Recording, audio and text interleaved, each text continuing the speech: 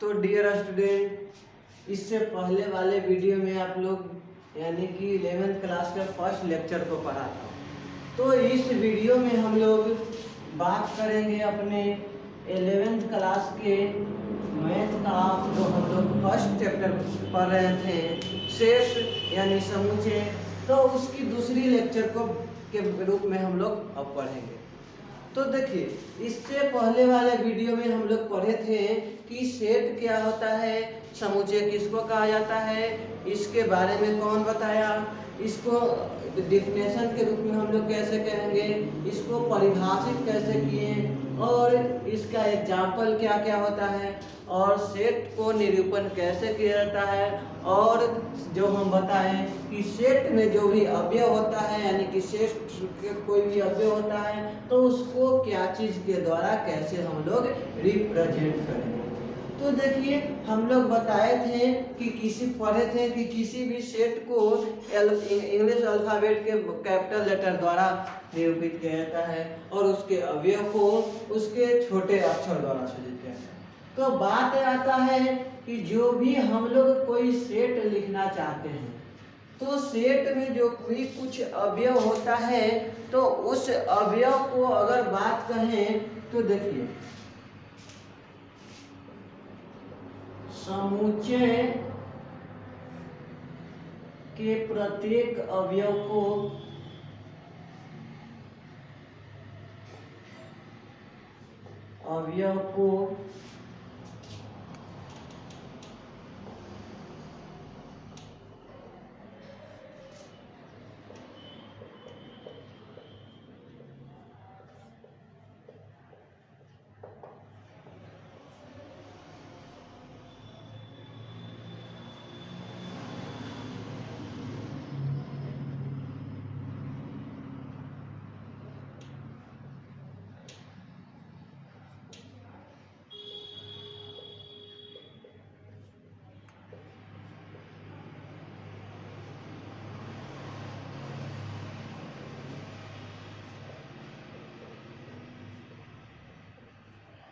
तो देखिए, यानी हम लोग बात करते हैं कि किसी भी सेट को रिप्रेजेंट करेंगे, लिखेंगे, दर्शाना चाहेंगे तो उसके यानी कि अवयव को हम कैसे लिखेंगे तो उसी का बात करते हैं।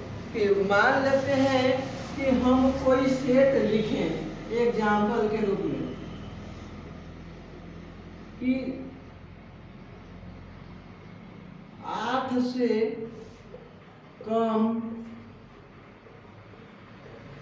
विषम संख्याओं का समुच्चय। देखिए, एक तो सेट के रूप में हम लोग ऐसे भाषा के रूप में सेट को लिखते हैं कि 8 से कम हमको विषम संख्याओं का समुच्चय बनाना है, समुच्चय चाहिए। तो हम लोग क्या पढ़े हैं, किसी भी सेट को हम लोग इंग्लिश अल्फाबेट के कैपिटल लेटर द्वारा सूचित करते हैं। तो मान लेते हैं कि कोई हो जाएगा जो सेट हमारा ए है, तो ये हमारा सेट तो ये है।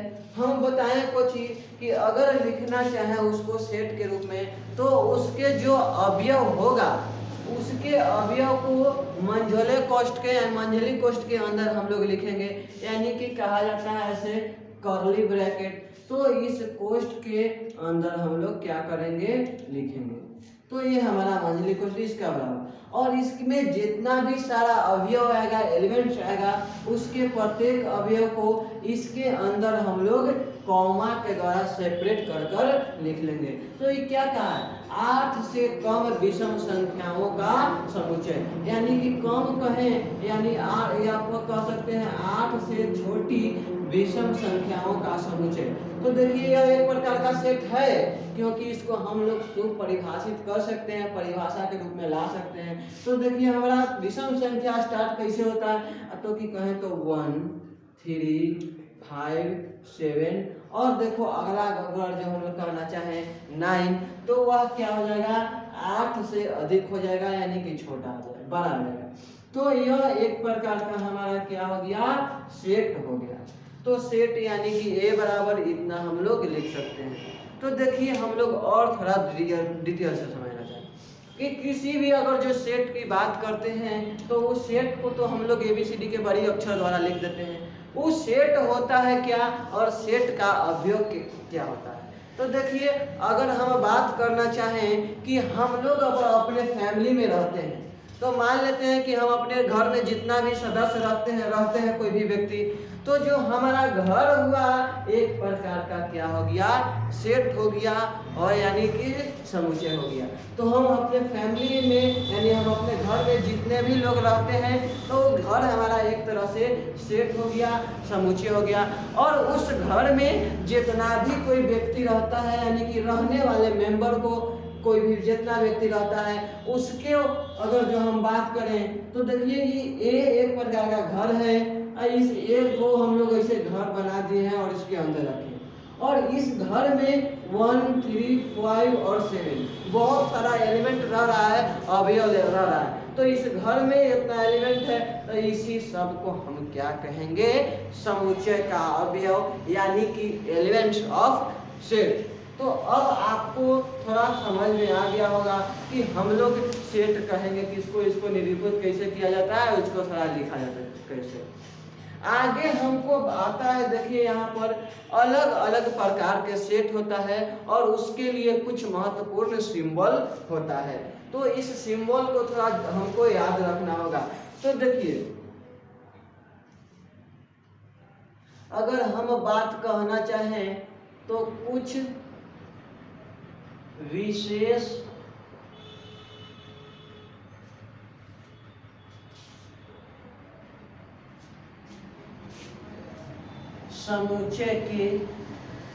समुच्चयों के प्रतीक, यानी कि किसी भी थोड़ा विशेष प्रकार के समुच्चय के प्रतीक के बारे में बात करना चाहें तो इसको थोड़ा याद रखना होगा, ध्यान रखना होगा। तो सबसे फर्स्ट नंबर में हम बात करते हैं, यह हमारा हो गया क्या, एन। तो किसी भी अगर जो हम बात करें, देखिए अगर समुच्चय को हम कोई समुच्चय को बड़ी एन द्वारा सूचित किया कर रहे हैं तो इसको हम लोग क्या कह सकते हैं, जनरली कह सकते हैं प्राकृत संख्याओं का समुच्चय। यानी कि देखिए प्राकृत संख्या का मीनिंग क्या होता है, नेचुरल नंबर। तो नेचुरल नंबर के हमारा फर्स्ट लेटर है एन, तो इसीलिए हम लोग यहाँ पर एन द्वारा प्राकृत संख्याओं के समुच्चय को निरूपित करते हैं। आगे हमारा आता है, देखिए क्या दूसरा में या तो जेड आ जाता है या हमारा आई आ जाता है। तो यह जेड या आई क्या होता है, तो जेड और आई के द्वारा हम लोग को पूर्णांक संख्याओं को यानी कि कह सकते हैं पूर्णांक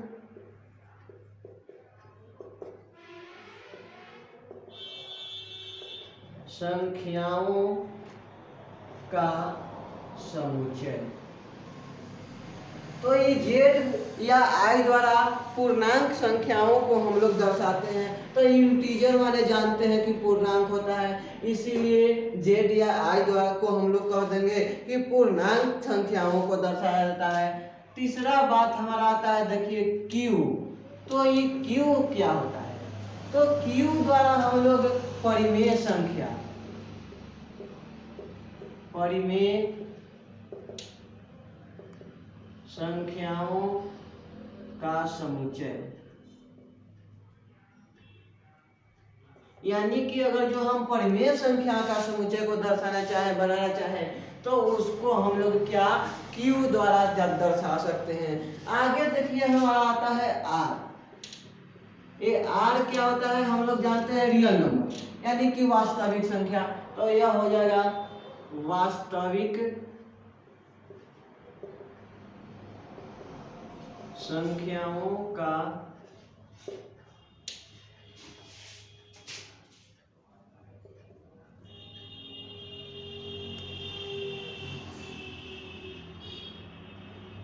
समुच्चय। तो यह आर हो जाएगा रियल नंबर यानी कि वास्तविक संख्याओं का समुच्चय। आगे देखिए आता है क्या, हमको देता है जेड, ई दे दिया, जेड के ऊपर थोड़ा प्लस का चिन्ह दे देता है। तो जेड माने क्या जान रहे हैं हम लोग, पूर्णांक संख्या और ऊपर प्लस है तो प्लस का मतलब होता है धनात्मक, तो हो जाएगा धनात्मक पूर्णांकों का समुच्चय। और अगर जो हम बात करते हैं नेक्स्ट बात किए क्या, तो कि Q के ऊपर अगर जो दे देता है तो हो जाता है धनात्मक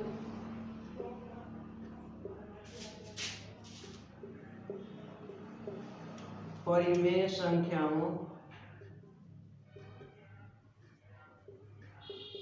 का समुच्चय। और नेक्स्ट हमारा आ जाता है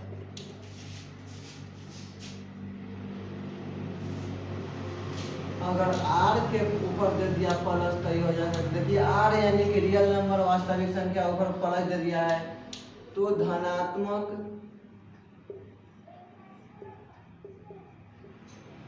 वास्तविक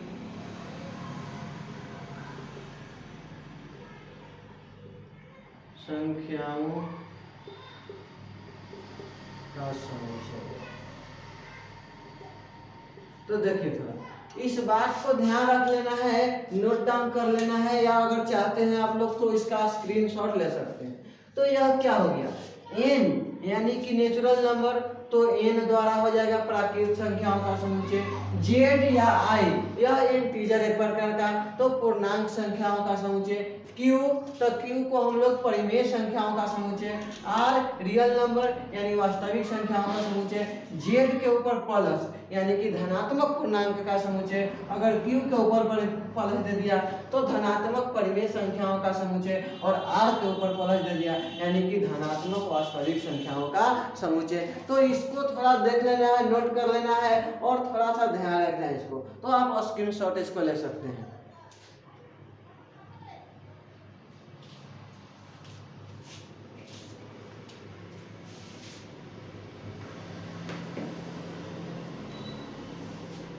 तो आप लोग उम्मीद है कि नोट डाउन इसको कर लिए होंगे।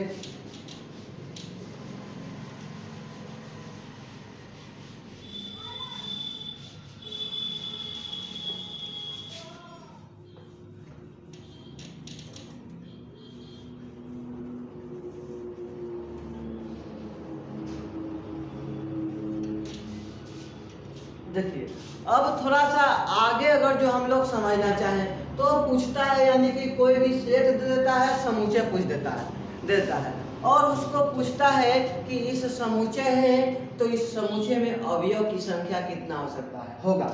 यानी कि देखिए आपसे अगर जो पूछ लेगा कि आप कोई अपने फैमिली, यानी कि आप अपने फैमिली में रहते हैं तो आपके फैमिली मेंबर कितना है, तो उसी तरह से मान लेते हैं। देखिए यहाँ पर कह देता है समुच्चय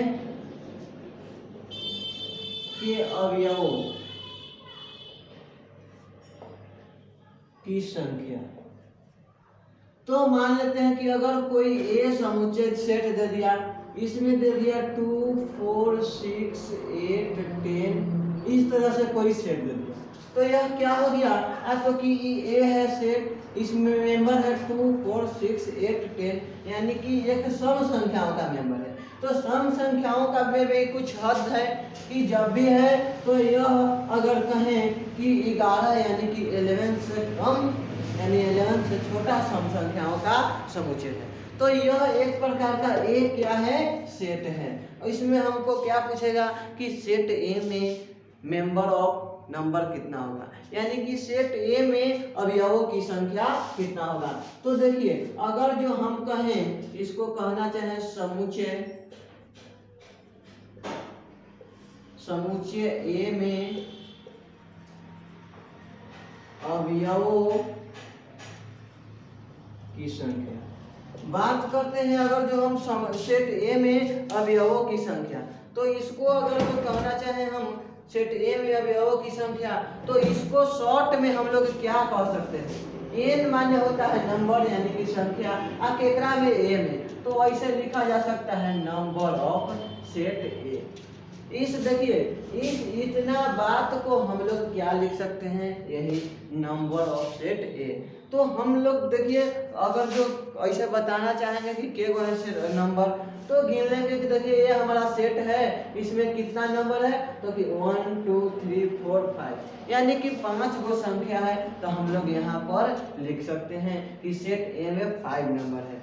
अगर देखिए हम यहाँ पर बात करते हैं कि कोई हमारा सेट बी आ गया, इसमें दे दिया A B C D E F, इस तरह से यानी कि हमें एक सेट दे दिया और इसमें कहेगा कि सेट यानी कि सेट बी में अगर कहें तो नंबर कितना हो जाएगा, नंबर ऑफ मेंबर। तो ऐसे हम लोग कहेंगे इसको कि number of set B is equal to 1 2 3 4 5 6 और ऐसे गिनकर बता देंगे। तो यही होता है समुच्चय में अवयव कि हम लोग कैसे जानते हैं, इसको निरूपण किस द्वारा किया जाता है। तो ये हो गया सेट ए। तो देखिए अब थोड़ा सा ये बात यानी कि ऐसे हम जानिए, अब हमको कभी कभी कोई प्रतीक दे देता है कि x, इसका मतलब ऐसे यानी कि हमको इस सेट में ये जो हमारे को हमें चिन्ह देगा, इसका मतलब क्या होता है। इसका मतलब अगर जो हम कहना चाहें तो आराम से क्या कह सकते हैं, बिलोंग्स टू। तो इसको हम लोग क्या कह सकते हैं, बिलोंग्स टू। बिलोंग्स का मतलब क्या कि उसमें है। अगर जो देखिए यहाँ पर हम लोग कहें कि कोई x belongs to set A, तो मतलब क्या हो गया कि x ए में है, यानी कि ए कोई सेट है जिसका अवयव क्या हो गया, x हो गया। यानी कि अगर जो हम बात करते थे देखिए ई बी क्या हो गया, ई बी एक प्रकार का सेट है, इसमें अवयव है ए बी सी। तो अगर इसमें हम ऐसा लिखें ए बिलोंग्स टू सेट बी, यहाँ पर हम क्या लिखे, ए बिलोंग्स टू सेट बी, इसका मतलब क्या हो गया कि ए जो कुछ अवयव है इस सेट बी में है। बिलोंग्स का मतलब उससे रिलेटेड है यानी कि उसमें है। तो यह बात आपको समझ में आ गया होगा।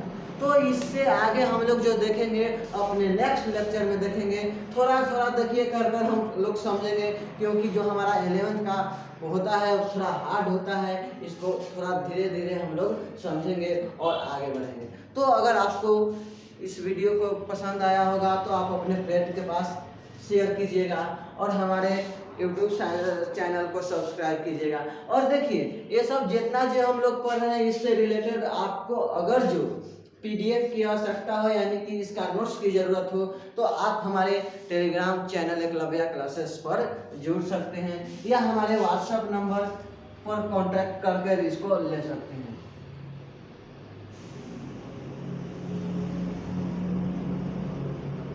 तो देखिए यह हमारा व्हाट्सएप नंबर है, आप इससे कांटेक्ट कर सकते हैं और जो भी PDF की आवश्यकता हो आप ले सकते हैं, या हमारे एक ऑफिशियल वेबसाइट है वहां पर आप लोग जाकर पढ़ सकते हैं।